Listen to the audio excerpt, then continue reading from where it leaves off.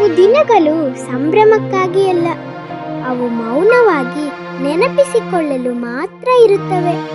February 14 ಕೇವಲ ಒಂದು ದಿನಾಂಕವಲ್ಲ, ಅದು ಭಾರತದ ಹೃದಯದಲ್ಲಿ ಕೆತ್ತಲ್ಪಟ್ಟ ಕರಾಳ ದಿನ.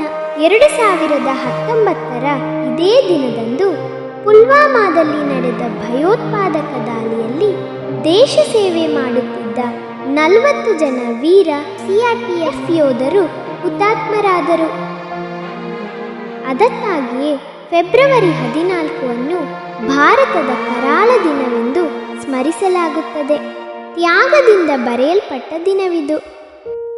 ಅವರು ತಮ್ಮ ಮನೆಗಳನ್ನು, ಕುಟುಂಬಗಳನ್ನು, ಕನಸುಗಳನ್ನು ತ್ಯಜಿಸಿದರು. ನಾವು ನಮ್ಮ ಮನೆಗಳಲ್ಲಿ ಸುರಕ್ಷಿತವಾಗಿರಲಿ ಎಂದು. ಅವರ ಧೈರ್ಯ ನಮ್ಮ ಹೆಮ್ಮೆಯಾಗಿದೆ. ಅವರ ತ್ಯಾಗ ನಮ್ಮ ಸ್ಮರಣೆಯಲ್ಲಿ ಶಾಶ್ವತವಾಗಿದೆ.